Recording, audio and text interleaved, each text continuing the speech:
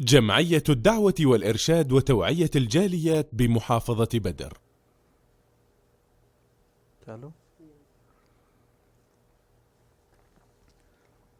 الحمد لله رب العالمين والصلاة والسلام على أشرف الأنبياء والمرسلين نبينا وحبيبنا محمد وعلى آله وصحبه أجمعين أما بعد. قال الله عز وجل: أم يحسدون الناس على ما آتاهم الله من فضله. اللہ فرماتے ہیں کہ کیا یہ لوگ اس چیز کے اوپر حسد کرتے ہیں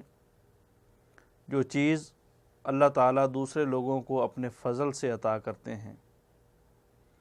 کسی کو اللہ تعالیٰ نے خوبصورتی دی، کسی کو علم دیا، کسی کو مال دیا، کسی کو روپیہ پیسہ دیا،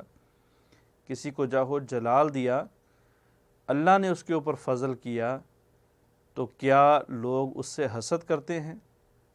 گویا یہ اس سے حسد نہیں کرتے، بلکہ یہ اللہ تعالیٰ کی تقسیم کے اوپر راضی نہیں ہیں اور اللہ تعالیٰ کی تقسیم کے اوپر حاسد ہیں. ملنے والے کو جو بھی ملا، جس سے بھی حسد کیا جا رہا ہے، اس کو جو عطا کیا گیا ہے یہ اللہ کی طرف سے ہے. اللہ تعالیٰ نے ہمیں اپنے جسم کو کور کرنے کی ہدایت کی ہے،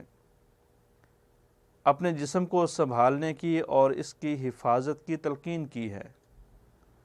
اگر ہم اپنے اس جسم کو ڈھانپیں گے نہیں، کپڑے نہیں پہنیں گے، اس کا لباس نہیں پہنیں گے،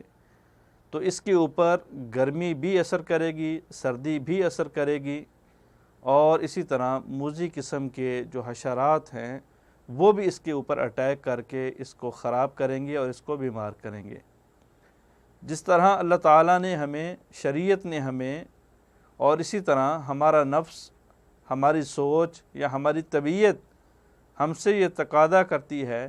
کہ ہم اپنے جسم کو ڈھانپ کے رکھیں، سنبھال کے رکھیں، ہر قسم کے خطرات سے بچاؤ کر کے رکھیں. اسی طرح شریعت ہمیں یہ بھی کہتی ہے کہ جو تمہاری روح ہے اس کو بھی سنبھالو، اس کو بھی ڈھانپو، اس کو بھی کور کرو، اور اس کے اوپر ایمان کا لباس پہنو، کیونکہ ایمان ہی ایسا لباس ہے جو ہماری روح کو کور کرتا ہے، جو ہماری روح کو سنبھالتا ہے، جو ہماری روح کو تمام بیماریوں سے بچاتا ہے. جس طرح جسمانی بیماریاں بہت زیادہ، اسی طرح روحانی بیماریاں بھی بہت زیادہ ہیں، اور ان روحانی بیماریوں کے اندر ایک خطرناک بیماری حسد کا کرنا ہے. کسی کو اچھا کھاتے دیکھ کے، کسی کو اچھا پہنتے دیکھ کے جل جانا، اور اپنے آپ سے باہر ہو کے اللہ کے اوپر شکوہ کرنا اور اللہ سے یہ دعا کرنا کہ اللہ، یہ جو میرے حریف، میرے مد مقابل، میرے رشتہ دار، میرے یار اور دوست کے پاس نعمت ہے، کاش یہ تو کسی طریقے سے اس سے چھین لے، یہ اس نعمت سے محروم ہو جائے. حسد کی 3 صورتیں ہیں، جن میں سے 2 ناجائز ہیں اور 1 جائز ہے. حسد کی ایک صورت یہ ہوتی ہے کہ مد مقابل کے پاس کوئی نعمت ہے، تمنا یہ کرنا، کوشش یہ، خواہش یہ کرنا کہ اس سے ختم ہو جائے، مجھے ملے یا نہ ملے، کوئی غرض نہیں، اس کے پاس نہیں ہونی چاہیے. دوسری صورت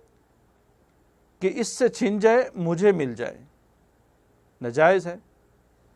تیسری صورت جس کو دوسرے معنوں کے اندر رشک کہا جاتا ہے اور وہ جائز ہے، وہ یہ ہے کہ کسی کی نعمت کو دیکھ کے یہ دعا کرنا کہ اے قادر قدیر میرے اللہ، جس طرح تو اس کو نعمت دینے کے اوپر قادر ہے، جس طرح تو نے اس کو یہ چیز عطا کر رکھی ہے،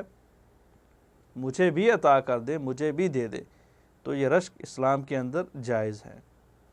حسد تمام نیکیوں کو کھا جاتا ہے. مشہور و معروف روایت ہے،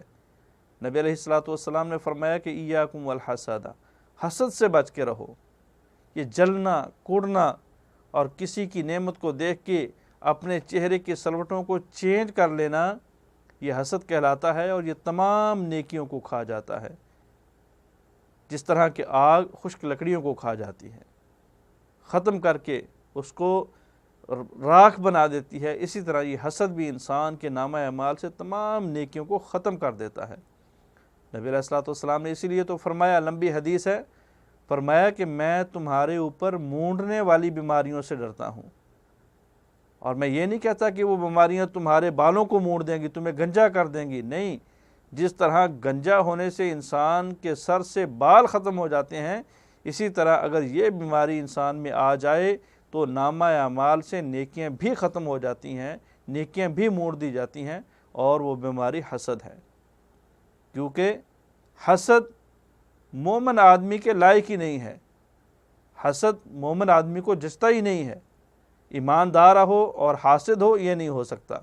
حاسد ہو اور کہے میں ایماندار بھی ہوں یہ نہیں ہو سکتا، اس لیے کہ نبی علیہ الصلوۃ والسلام کی مشہور و معروف حدیث ہے، فرمایا کہ حسد اور ایمان ایک دل کے اندر اکٹھے نہیں ہو سکتے۔ اللہ سے دعا ہے کہ اللہ رب العالمین ہمیں اس موذی مرض سے بچنے کی توفیق عطا فرمائے، اور ہر کسی کی نعمت کو دیکھ کے، ہر کسی کی جو ہے وہ اللہ تعالیٰ کی طرف سے عطا کردہ فضل کو دیکھ کے ہمیں اللہ سے یہی دعا کرنے کی توفیق عطا فرمائے کہ اللہ اس بھائی کو بھی دے اور دے، برکت دے، اور اس کے ساتھ ساتھ یہ چیزیں مجھے بھی عطا کر دے۔ یہی ہم سے ریکمنڈ کیا گیا ہے، یہی ہم سے مطلوب ہے، اور شریعت ہم سے یہی چاہتی ہے، اور شریعت ہمیں حسد سے بچنے کی بہت زیادہ تلقین کرتی ہے۔ اللہ سے دعا ہے جو کہا اللہ عمل پیرا ہونے کی توفیق عطا فرمائے۔ السلام علیکم ورحمۃ اللہ وبرکاتہ۔